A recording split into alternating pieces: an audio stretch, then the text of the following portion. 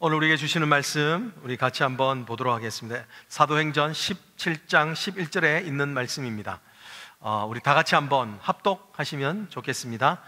합독하십니다. 시작. 베레아에 있는 사람들은 데살로니가에 있는 사람들보다 더 너그러워서 간절한 마음으로 말씀을 받고 이것이 그러한가 하여 날마다 성경을 상고함으로. 아멘. 하나님께서 여러분들에게 주시는 말씀인 줄 믿습니다. 오늘은 말씀 묵상이 고상한 삶이 되게 합니다. 말씀 묵상이 고상한 삶이 되게 합니다 라는 제목으로 여러분과 말씀을 나누기를 원합니다. 여러분, 먼저 고상한 삶, 세련된 삶 되기를 축복합니다.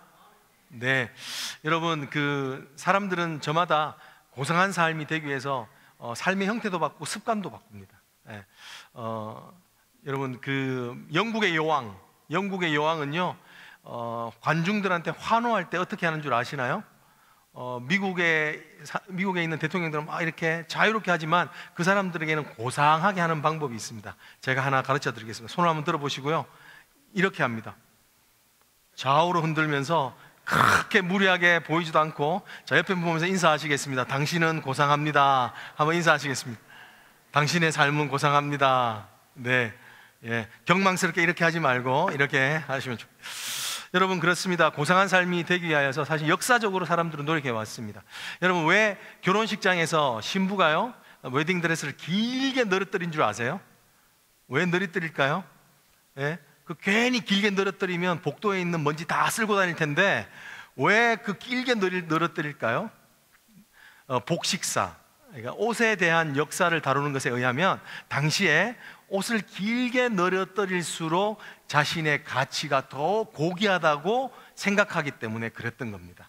그래서 화려한 금관을 쓰고 옷에 뽕을 잔뜩 넣고 높이면 높일수록, 옷을 길면 길수록 자신의 존재 가치와 자신의 권세가 높다는 것을, 고상한 삶을 드러냈던 겁니다. 대표적인 예가, 여러분, 왕이 대관식 할 때 보면, 그죠?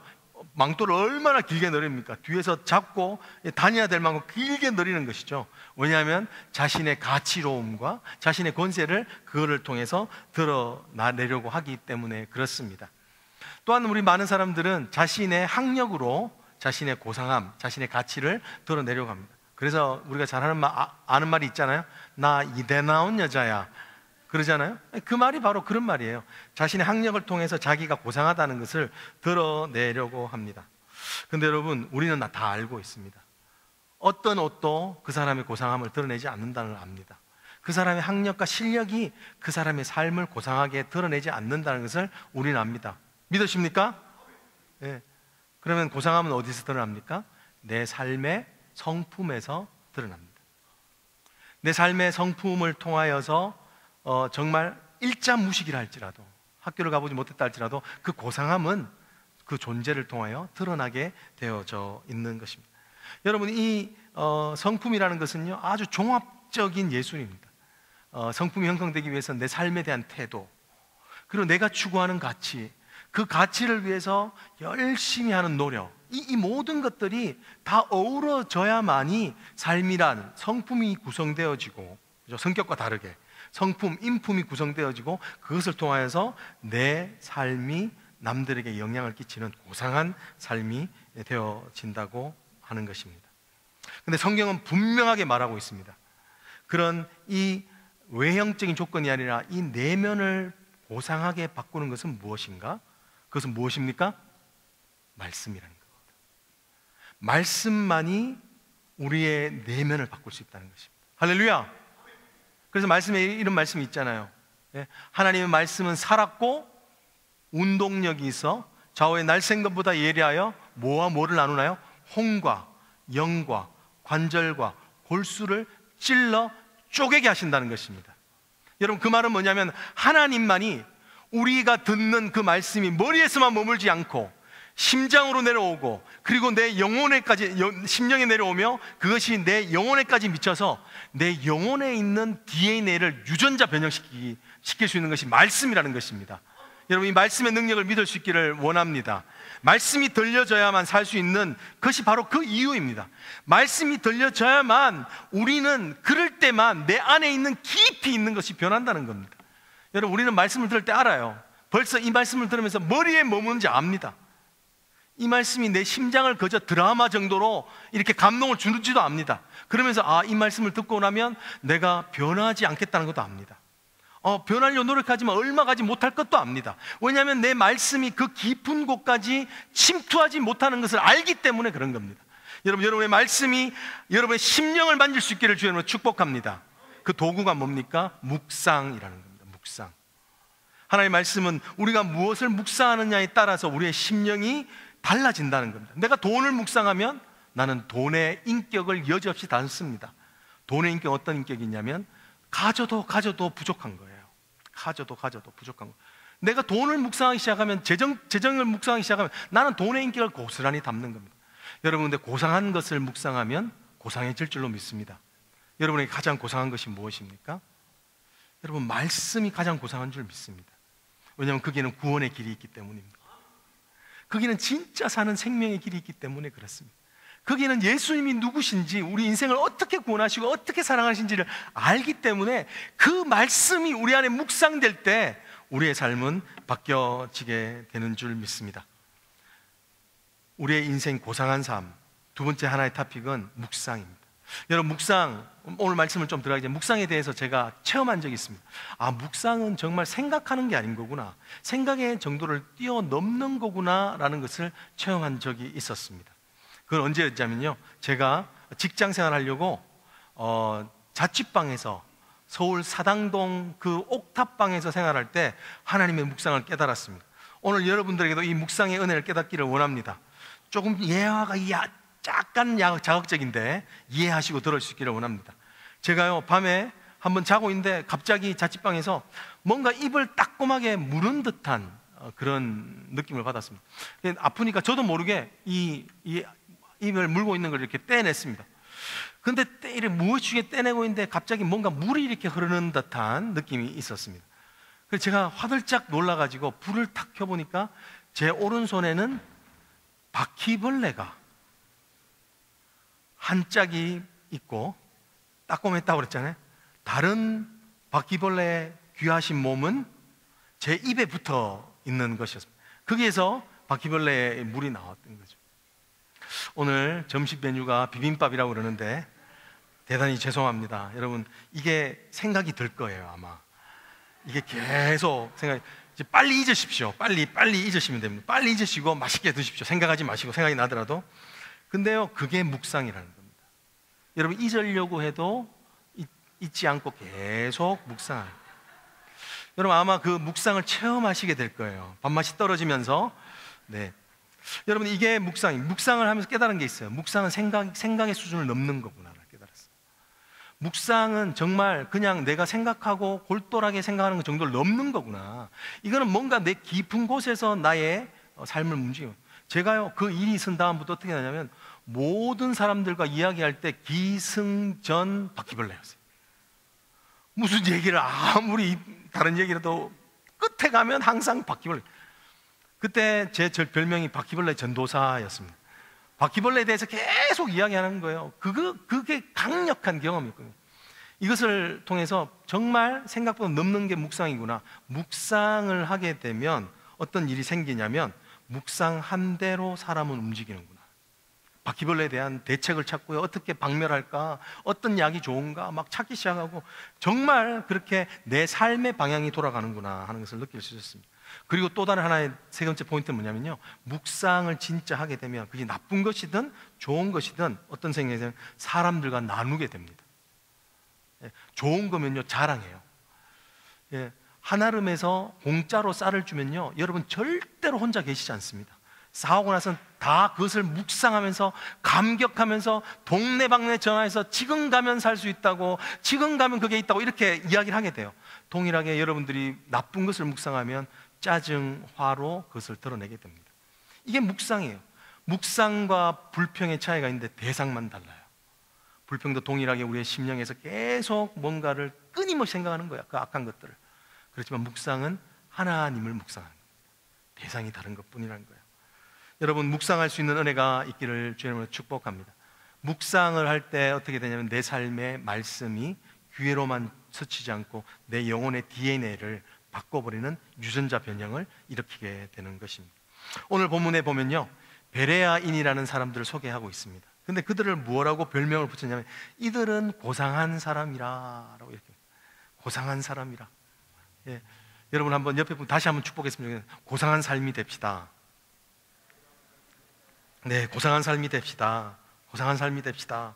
네, 이 고상하다는 뜻은요, 원어적인 뜻은 어떤 뜻이냐면 부자다, 매우 부유하다라는 뜻입니다. 부유한 사람은 이렇게 연연하지 않죠, 작은 것에. 네, 그래서 부자들은 무슨 말이, 부잣집에 가면 그런 말이 없다고 그러잖아요. 많이 드세요 이런 말이 없다고 그러잖아요. 왜? 많이 있으니까. 빨리 드세요 이런 말도 없대요. 왜냐하면 끊임없이 있으니까 여유로움이 있는 거예요. 오늘 여기서 본문에 뭐냐면 그들이 더 너그러워서라고 하는 다른 표현을 쓰고 있지만 그 원래의 뜻은 뭐냐면 자신의 삶이 고상한 것을 얘기합니다. 추구하는 가치가 고상하고 말하는 것이 고상하고 태도가 고상한 것을 이야기합니다. 오늘 그들은 어떻게 해서 그렇게 고상한 삶이 되었느냐 하시는 겁니다. 오늘 첫 번째 한번 따라해 보실까요? 간절한 마음으로, 네, 말씀을 받았습니다. 결국은 말씀에 대한 태도였어요. 말씀에 대하여서 그들이 어떤 마음으로 받았느냐? 어떤 마음으로 받았습니까? 간절한 마음으로. 간절한 마음으로. 간절한 마음이 있는 자만 크게 답할지어다. 어떤 마음으로 받았습니까? 네, 간절한 마음으로 받은 거예요. 간절한 마음으로 받았다는 것은 다른 말로 기대감 있게 받았다는 것입니다. 여러분, 영적으로 침체되는 첫 증상이 있습니다. 그건 뭐냐면 말씀이 식상하는 겁니다. 말씀이 기대가 안 되는 겁니다. 말씀을 들을 때 다 뻔한 말씀처럼 들립니다. 말씀이 내 심령 가운데 머물러야 되는데 말씀이 기대가 되지 않으니까 어떻습니까? 말씀에 대하여서도 게을러지는 겁니다. 여러분, 그냥 우리가 말씀을 소홀히 하지 않습니다.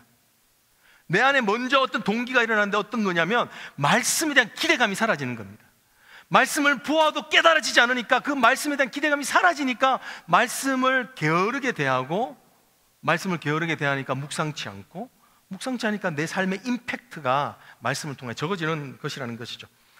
김남주 목사님이라고 열린문교회를 섬기시는 목사님 계시는데요, 그 목사님의 게으름이라는 책이 있습니다. 여러분 한번 기회가 되시면 한번 읽을 수 있는 원하는데 아주 얇은 책인데요, 앉아서 1시간이면 읽을 수 있는 그런 책입니다.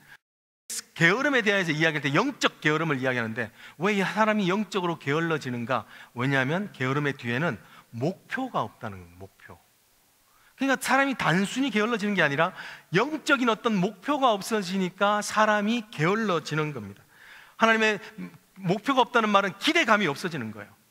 자신의 삶을 향한 하나님의 주시는 복에 대한 기대감, 하나님께서 주시는 그 사명에 대한 기대감, 이런 것들로, 이 선한 것들로 추구하는 목적이 없게 되니까 자연히 물에 쓸려가듯 그들의 삶은 영적으로 게을러지고 기대감이 없어지는, 그 중심에 말씀이 있다는 것입니다.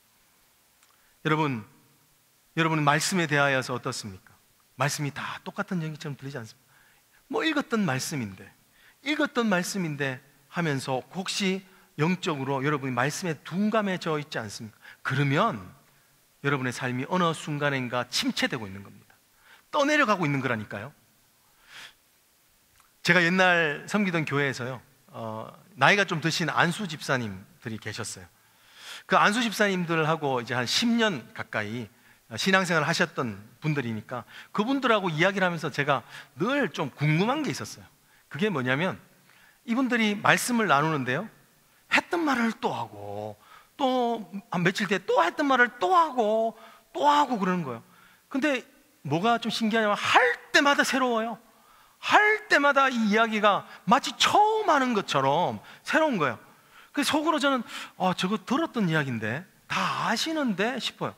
근데 더 신기한 건 뭐냐면 그분들이 들을 때마다 새롭게 들어요. 들을 때마다 마치 새로운 이야기인 것처럼, 한 번도 들어본 얘기가 아닌 것처럼 반응하고 그러시는 거예요.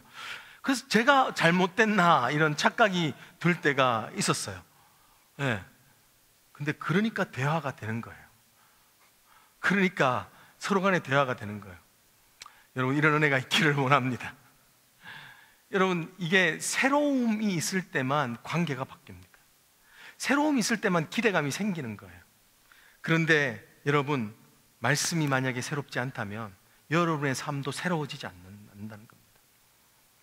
우리가 히브리서 11장 6절 한번 보실까요? 11장 6절에 보면 분명히 믿음이 하는 기능이 있습니다. 한번 같이 한번 큰 소리를 합독하시죠. 시작. 믿음이 없이는 하나님을 기쁘시게 하지 못하나니 하나님께 나아가는 자는 반드시 그가 계신 것과 또한 그가 자기를 찾는 자들에게 상 주시는 이심을 믿어야 할지니라. 믿음의 기능이 뭔가요? 하나님 앞에 나아가게 한다는 거예요. 하나님 앞에 나아가게 하는 이유, 원동력, 드라이빙 포스가 뭐냐면 하나님을 기대한다는 거예요. 하나님께 상 주실 것을 기대한다는 거예요. 여러분, 하나님 앞에 나아갈 때 기대하기를 원합니다. 기대함 없이 나오면 조도 모릅니다. 조도. 제가 참 존경하는 목사님 중에 한 분, 참 설교를 아주 능력 있게 하시는 목사님 한 분 계세요.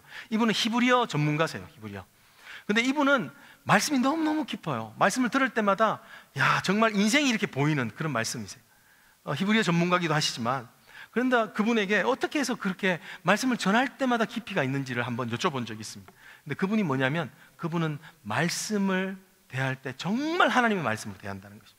뭐라고요? 하나님의 말씀을 대할 때 그게 진짜 하나님의 말씀으로 대한다는 거예요. 하나님께서 지금 내가 이 말씀을 읽을 때 그 하나님의 말씀이 나에게 진짜 말씀하실 것으로 믿는다는 거예요. 할렐루야. 태도의 문제라는 거예요. 태도가 하나님 앞에서 말씀을 읽을 때 그 말씀이 정말 하나님의 말씀이라고 믿고 읽으면 하나님께서 그 믿음을 통하여서 기대하는 자들에게 상으로 주신다는 것입니다. 그래서 이분은 말씀을 읽을 때 어떻게 읽느냐면요, 말씀을 읽을 때 무릎을 꿇고 읽는 거예요.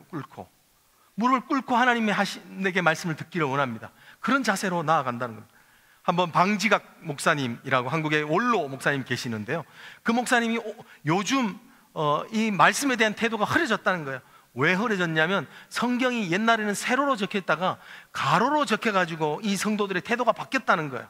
왜 그런 거 하니? 옛날에는 말씀을 읽을 때 세로로 읽어야 되니까 그렇습니다 하면서 아멘 하면서 읽었다는 거예요. 근데 요즘은 말씀이 어떻게 이래 버티컬하게 되니까 아닙니다 하면서 읽는다는 거예요. 여러분, 작은 차이 같지만, 농담 같지만 정말 말씀을 대하는 태도가 여러분의 삶의 그 질을 결정한다는 겁니다. 여러분, 이것을 믿기를 원합니다. 하나님, 요즘 말씀 읽을 때 여러분 하나님 앞에 경건한 마음으로 읽기를 원합니다. 하나님, 내 태도를 하나님 바꾸어 주십시오. 내가 기대함으로 큐티하기 원합니다. 기대함으로 하나님 통독하기를 원합니다 하는 그런 간절함들이 여러분 가운데 있기를 축복합니다. 두 번째, 이 베레아 성도들이 했던 가장 중요한 것은 뭐냐면, 한번 따라했던 상고하였더라. 예, 거기 보면 이제 앞에 날마다가 있죠. 상고하였더라라는. 이 상고하였다라는 뜻은, 이 원어적인 뜻은 뭐냐면요, 신문하다, 판단하다, 분별하다. 영어로는 어떤 거냐면 examine하다 또는 judge하다, 이런 뜻입니다. 좀 약간 뜻이 다 다른 단어로 된 거지만 비슷하죠. 어떤 뜻입니까? 진리를 밝히려고 애쓰는 걸 말합니다. 정말 하나님께서 말씀하시는 것이 무엇인지 그 진리를 밝히려고 애쓴다. 킹 제임스 버전에서는 이걸 뭐라고 그랬냐면요, search하다, 이렇게 돼요. search하다. 이게 제가 생각하기에도 이 아나크리노, 그죠? 크리노죠. 너희 진짜 아나크리노 이거예요. 너희 진짜 말씀을 정말 아는가? 그것을 내가 깨닫기 위해 애쓰는 것을 이야기하는데, 여러분이 search하는 것 비슷해요. 요즘 어디 가서 연예인들이나 이런 분들이 무슨 말을 하면 그 사람 말이 맞는지 밑에 있는 사람들이 열심히 설치하잖아요. 저 사람 말이 맞는지 틀리는지, 심지어는 목사의 이야기를 하면 저게 맞는지 아닌지, 저 설교를 딴 사람이 했는지 안 했는지 하면서 막 설치하잖아요. 진리를 얻기 위해서 그 말씀을 볼 때에 그 진리를 깨닫기 위해서 애쓰고 힘쓰는 실험을 말합니다. 여러분 성경을 볼 때 실험할 수 있기를 원합니다. 왜요? 말씀이 어렵기 때문에 그래요. 말씀은 결코 쉽지 않습니다. 말씀은 정말 말씀을 이해하기 위해서는 배경도 알아야 되고요, 그 배경 가운데서 특별하게 쓰는 단어에 대해서도 이해력이 좀 더 더해져야 됩니다. 그럴 때 말씀이 깊어지는 거예요. 말씀이 어렵기 때문에 애써야 한다는 것을 오늘 이 상고하다는 말씀을 통해서 보여줍니다. 여러분, 말씀이 잘 이해되세요? 이해되시나요? 여러분, 한번 여러분 잘 아는 말씀, 믿음은 바라는 것들의 뭐라고요? 실상이요, 보지 못하는 것들의 증거다. 예. 믿으시죠? 그 뜻이 뭡니까? 여러분, 믿음은 바라는 것들의 실상이요, 보지 못하는 것. 막 조금 묵상하기 시작하면 이게 무슨 말장난하는 것 같지 않아요? 근데 우리는 안다고 생각하고 가지만 그게 실제적으로 무슨 말인지 여러분 깨닫고 계십니까? 그럼 또 한 가지 질문을 드리자면, 여러분, 하나님의 말씀은 하나님을 주인공으로 드러내는 책인 줄 믿습니다. 믿으시나요? 그러니까 모든 성경에 있는 이야기는 인간이 주인공이 되는 것이 아니라, 인간의 어떤 성품이 드러나서 그것을 본받게 하는 것이 아니라 그것을 통해 역사하시는 하나님의 이야기인 줄 믿습니다. 그러면요, 여러분, 질문이 있습니다. 다윗이 누구랑 싸워서 이겼나요? 어릴 때? 골리앗과 싸워서 이겼죠. 자, 그러면 다윗이 어떻게 이겼습니까? 왜 이겼습니까? 다윗이 믿음으로 해서 이겼습니까? 그러면 다윗의 믿음이 최고인 거예요. 그게 레슨이 되는 거예요. 다윗이 담대함으로 나갔기 때문에 우리 다윗을 본받자, 이것이 성경의 레슨인가요? 그러면 그것은 하나님의 얘기가 아니라 누구의 얘기가 되나요? 인간의 얘기가 되는 겁니다. 하나님의 얘기는 하나님이 주인공 되어서 하나님이 하신 역사를 드러내는 이야기라는 거예요. 근데 거기까지 여러분의 묵상이, 여러분의 상고함이 이르고 있습니까? 여러분, 많은 경우에 우리는 이것을 이해하지 못하지만 마음이 편해요. 왜냐하면 그 가운데 말씀에 대한 상고의 노력이 부족하기 때문입니다. 여러분, 말씀하고 실험을 해야 한다는 겁니다. 이런 실험을 예수님이 유대인들을 지적하면서 말씀하셨는데 잘 나와 있습니다. 요한복음 5장 39절, 우리 같이 한번 읽어보죠. 시작. 너희가 성경에서 영생을 얻는 줄 생각하고 성경을 연구하거니와 이 성경이 곧 내게 대하여 증언하는 것이니라. 지금 하나님은요, 바리새인들의 꾸중하시는 거예요, 사실은. 근데 그들의 열심을 꾸중합니다. 어떤 열심이냐면요, 그들이 성경에서 영생을 얻는 줄 알고 연구하고 있다 했어요. 연구. 이것이요, 아나크리노와 같은 상고하는 노력입니다. 여러분, 특별히 유대인들은 경건한 집, 그리고 또 올토독스의 유대인들의 집에서는 자녀들은 모세오경을 외우도록 강요하고 강조하는 것 아시죠? 그러니까 이 아이들은 말씀에 대하여 오랫동안 훈련이 잘 된 거예요. 근데 이 특별히 유대인들이 말씀을 상고하는 특징 중 여러 가지가 있지만 그 중에 하나는 뭐냐면 단어를 열심히 공부합니다. 단어. 예를 들어서 하나님의 공의, 하나님의 정의, 이런 단어가, 그 단어가 창세기에 나왔으면 그 창세기에 있는 단어를 엄청 외웠으니까 그 단어가 출애굽기도 있고 레위기도 있고 민수기도 있고 또 저 지나서 예레미야에도 있으면 그 단어들을 가지고 이 말씀의 본문을 또 해석하기 시작하는 거예요. 그러면 이 본문에 있는 그 한 단어가 얼마나 풍성하게 또 그 본문과는 다른지를 이해하면서 분별력이 생기는 겁니다. 아, 하나님이 지금 이때 이런 말씀으로 하고 계시는구나 라고 하는 분별력이 생기는 겁니다. 제가 그래서 그 랍비가 하는 수업을 들었을 때 이 관주에 대해서 끊임없이 이야기를 하고, 제가 어떤 질문을 하면 그 단어는 그렇게 잘못 해석한 거라고 이야기를 하면서 물었던 것이 기억이 납니다. 근데 그 랍비 킴멀만이라는 분인데 저한테 도전한 것이 있었습니다. 너희 개신교 목사들은 얼마나 원어에 대해서 아느냐, 원어를 얼마나 갈고 닦느냐, 다 잘하느냐 물었는데 할 말이 없었습니다. 네, 할 말이 없었습니다. 왜냐하면 그렇게 원어에 대해서 충실하게 상고하지 않기 때문에 그렇습니다. 그러면서 뭐 한 말이 뭐냐면, 어떻게 원어를 모르는데 성경을 해석하고 그것을 설교하느냐 라고 이렇게 이야기하는 거예요. 정말 몸둘 바를 모르겠더라고요. 여러분, 그러면서 하는 말이 뭐냐면, 그렇다면 너희의 성경 해석은 단순히 주관적인 게 아니냐, 네가 느끼는 느낌대로 어쩌면 해석하는 위험에 빠져 있는 게 아니냐라고 이랬던 것이 기억이 납니다. 여러분, 실제적으로 옛날 큐티운동이 활발할 때, 저희 대학부 때 어떤 식으로 이렇게 큐티하냐면, 아브라함이 그 거처를 옮겨서 가나안 땅으로 행하더라, 이걸 보면서 어떤 한 저희 친구가, 아, 그러면 하나님 저한테 이사할까 말까 했는데 이사하라고 말씀하시는군요 하고 이사하기로 했던 게 있었어요. 그렇게 적용을 하는 거예요. 그것은 하나님이 말씀하시고자 하는 말씀을 떠나서 그냥 내 상황을 그 말씀하게 어거지로 붙여넣는 것입니다. 왜 그런가요? 말씀을 상고하지 않기 때문에 그렇습니다. 여러분, 말씀이 상고될 때 이해됩니다. 말씀이 상고될 때 이해되고, 이해될 때 내 삶에 적용할 수 있습니다.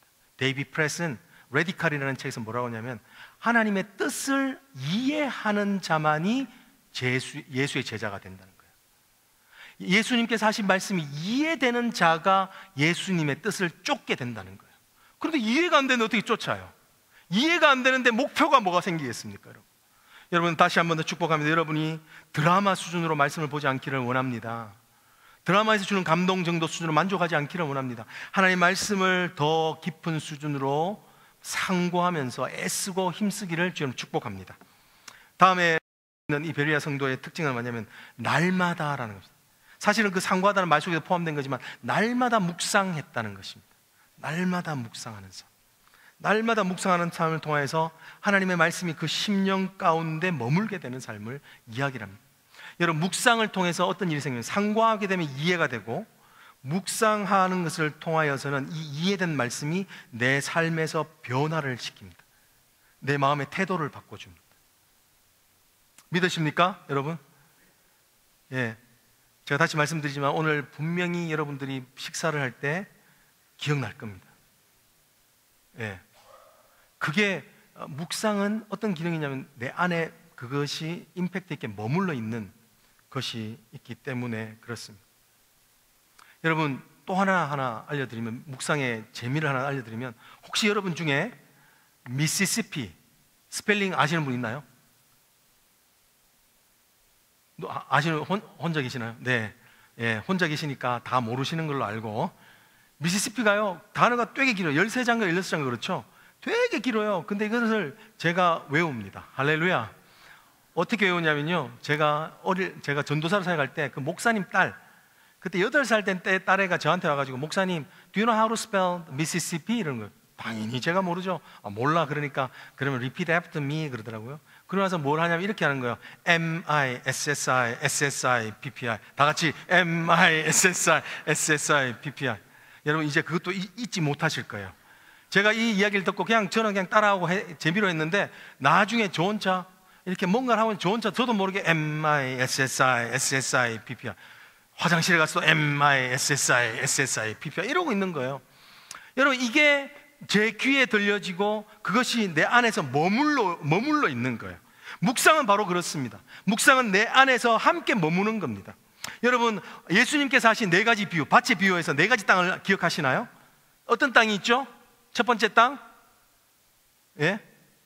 일부는 아시던데, 예? 길가밭, 또 뭐 있죠? 돌짝밭, 또 가시밭, 또 옥토밭이죠. 여러분 오직 열매를 맺는 것은 이 나머지 옥토밭이에요. 이 옥토밭과 나머지 세 밭의 차이가 뭔지 아시나요? 그것은 씨앗을 삼키느냐에 있습니다. 씨앗을 깊이 삼키느냐, 그래서 삼킨 만큼 뿌리를 내느냐에 있다는 거예요. 여러분 거기서 씨앗은 뭔가요? 말씀이죠. 말씀.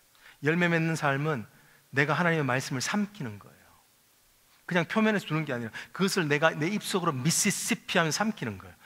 M-I-S-S-I S-S-I-P-P 하면 내 안에 거주해요. 그러면 그 씨앗은 어떤 역할을 하게 되냐면, 처음에는 그 씨앗이 그 땅 안에 있지만 조금 있으면 그 씨앗이 그 땅에 있는 모든 양분들을 빨아먹습니다. 말씀이 우리 안에 거하게 되면 우리 안에 있는 더러운 것과 죄된 것과 염려와 낙심과 절망과 불안과 이 모든 것들을 잡아먹기 시작하는 거예요. 할렐루야! 말씀이 우리 안에 거할 때 우리의 심령을 만지기 시작하고 우리 안에 있는 악한 영양분들을 빨아먹으면 그때 말씀이 우리 심령 속에서 뿌리를 내리기 시작하는 거예요. 바람에 나는 겨와 같이 흘러다니는 것이 아니라 시절을 쫓아서 늘 에버그린 하는 물된 동산에 있는 나무같이 뿌리를 내리고 거기서 나무를 올리고 열매를 맺고 새들이 거하게 되는 땅이 되는 겁니다. 그것은 바로 말씀을 내가 삼키고 그 말씀 안에 거주하는 것입니다. 사도행전 11장 23절에는요 부흥하는 안디옥 교회에 대한 바나바의 권면이 있습니다. 잘하고 있는 교회에게 더 잘하고 있는데, 우리 한번 거기도 동일한 하나님 말씀이 묵상하는 것이 있습니다. 같이 한번 읽어보실까요? 시작. 그가 이르러 하나님의 은혜를 보고 기뻐하며 모든 사람에게 굳건한 마음으로 주와 함께 머물러 있으라 권하니. 권변의 마지막 내용은 뭔가요? 주와 함께 뭐 하라고요? 머물러 있으라. 주와 함께 머물러 있으라. 여러분 주님과 함께 머물러 계십니까? 어떻게 머물러 계십니까? 주님 안 보이시는데, 주님이 보이지 않는데 어떻게 주님은 여러분과 함께 머물러 계시나요? 말씀으로 머물러 계시는 것이죠. 주님이 하신 그 언약의 말씀과 하나님이 하신 말씀을 통하여 하나님이 머물러 있는 거예요. 근데 이 함께 머무르다, 함께 머무르다, 이 함께란 뜻이 어떤 뜻이냐면요, 원래 동사로 프로스라는 뜻이에요. 그리고 머무르다 있던 메노스라는 뜻, 이것은 다른 해석은 어떻게 되냐면 함께 붙어 있으라는 겁니다. 함께. 주님과 함께 붙어 있는 거예요. 주님과 함께 어떻습니까? 딱 어린아이처럼 붙어 있는 거예요. 어린아이가 엄마의 젖을 빨아먹기 위해서 엄마의 그 가슴팍에 탁 붙여 있는 것처럼 붙어 있는 상황을 이야기합니다. 이것은요, 지속적인 명령을 이야기합니다. 그냥 단순히 붙어 있다가 뗐다가 붙어, 이거 하나는 얘기 아니에요. 너희가 24시간 동안 주님께 붙어 있어라, 주님의 말씀에 붙어 있으라 하는 말씀을 하신다는 것입니다. 여러분, 주님과 함께 24시간 붙어 있기를 축복합니다. 정말 축복을 받으시기 원합니까? 축복합니다. 예, 그러면 주님과 함께 24시간 붙어 있는 게 가능합니까? 여러분들의 소망이 그것인데 24시간 여러분들 정말 주님과 함께 붙어 있는 게 가능하다고 믿으십니까? 항상 기뻐하는 게 가능하다고 믿으십니까? 쉬지 말고 기도하는 게 가능하다고 믿으십니까? 저는 처음에 이 말씀을 하면서 이거는 문자적으로 해석할 것이 아니다라고 생각했습니다. 예, 문자로 해석하기가 어렵죠. 함께 머물러 있는 거, 쉬지 말고, 이게 어떻게 가능하냐? 그런데요, 제가 최근에 스마트폰을 보면서 그게 가능하다라는 생각을 하게 되었습니다. 우리 아이들, 또 우리 사람들 보면 스마트폰을 안 떼고 살아요. 늘 손에 잡고 살잖아요. 밥 먹을 때도 보고, 화장실 가서도 보고, 그리고 뭐 차 탈 때도 보고, 심지어는 잘 때도 그 옆에 모시고 하죠. 예, 스마트폰은 나의 목자시니 내게 부족함이 없으리로다. 여러분, 그런 거예요. 그래서 오죽하면 요즘 사람들이 스마트폰들에 얼굴이 멍이 든다고 그러잖아요. 얼굴에 뭐 스마트폰에 얼굴이 왜 멍이 들까요? 왜냐하면 누워서도 이렇게 보거든요. 보다가 툭 떨어뜨려 가지고 툭 맞으니까 이게 눈에 멍이 드는 거예요, 진짜로. 예, 여러분, 스마트폰 없으면 어떻습니까? 심령이 불안하시죠? 예? 내 삶을 인도해주는 GPS가 사라지고, 사람들과 연결시켜주는 카카오톡과 텍스트가 사라지고, 그리고 내 모든 앱으로 내 재정 상태를 관리하는 모든 앱들이 사라지고 하니까 여러분 불안하시죠? 그렇기 때문에 여러분이 스마트폰을 손에 떨어뜨려 놓고 있지 않은 겁니다. 근데 하나님 오늘 사도행전에 있는 11장 23절을 통해서 뭐라고 말씀하십니까? 주와 함께 머물러 있으라. 주님과 함께 머물러 있으라. 주님이 나의 GPS이시고, 주님이 나의 소통자이시고, 주님이 나의 인생을 책임져 주시는데 내가 주님과 함께 머물러 있으라 라고 하는 것입니다. 여러분, 누구랑 머물러 있습니까? 무엇이 여러분의 친구입니까? 무엇을 여러분이 묵상하고 있습니까? 여러분, 묵상은 결코 쉽지 않습니다. 하지만 시간이 지날수록 묵상의 깊이는 더 깊어지고요, 10년을 묵상하면 결코 1년 한 사람이 쫓아올 수 없습니다. 20년을 묵상하면 결코 15년 한 사람이 쫓아올 수 없는 그 기쁨이 있습니다. 여러분, 그것이 여러분의 은혜가 되기를 주님으로 축복합니다. 마지막 예화를 드리고 마치겠습니다. 마지막 예화에 어떤 한 대안학교 교장 스님에 대한 이야기예요. 어떤 그 신문 칼럼에 나왔던 건데요, 대안학교 이름이 뭐냐면, 대안학교 이름이 성지고등학교. 주로 문제 아들이 가는 고등학교였어요. 그런데 한 번은 전과 13범의 조폭 출신 청소년이 거기 입학을 한 거예요. 그러니까 학교에 들어오는 첫날부터 소주병을 허리에 짜고 넌닝구만 입고요, 덜렁덜렁 이렇게 오는 그런 아주 불량스럽게 학교에 다닌 아이였어요. 그런데 이 아이를 교사들이 달래고 위로하고 해도 안 먹히는 거예요. 그런데 이 교장 선생님이 자기가 이제 뭔가를 해야 되겠다 싶어서 열심히 하는데 결국은 이 아이가 바뀌었습니다. 정말 바뀌게 돼요. 근데 이 교장 선생님이 어떤 노력을 했느냐, 이분은 어떤 노력을 했냐면요, 이 학생에게 학교 행사 때마다 무조건 진행을 맡겼대요. 그 아이에게 진행을 맡기고, 그리고 모든 표창장을 줄 수 있을 때 그 아이한테 무조건 표창장을 줬다고 그럽니다. 잘하는 게 없어도. 근데 표창장이 이렇게 돼 있어요. 표창장 1학년 아무개. 위 학생은 앞으로 선행할 가능성이 다분하므로 이 창을 주어서 표창함. 그래서 이렇게 찢어 준 거예요, 이 학생. 그 아이에게 계속. 그러면서 혹시 찢을까 봐 그 표창장을 액자에 잘 넣어가지고 그렇게 줬다고 합니다.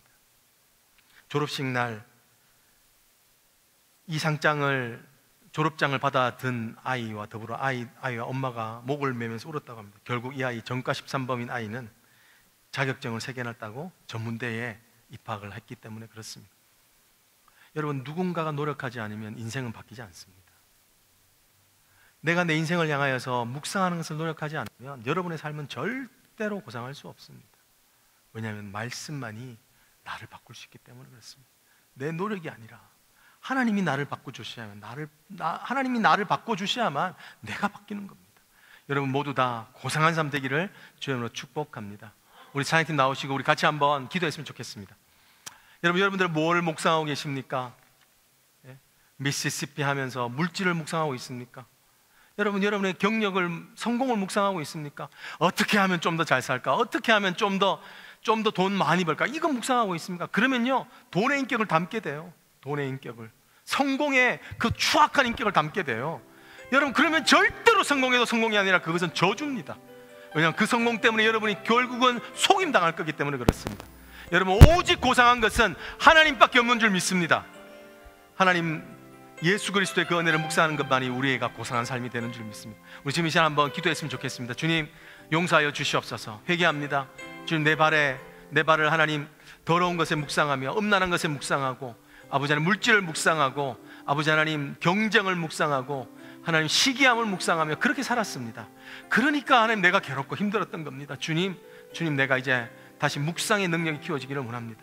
하나님의 말씀을 묵상했던 베레아인처럼 묵상하기 원합니다. 우리 같이 한번 회개하십시다. 우리 주여 외치시고 한번 기도하십니다. 기도합니다.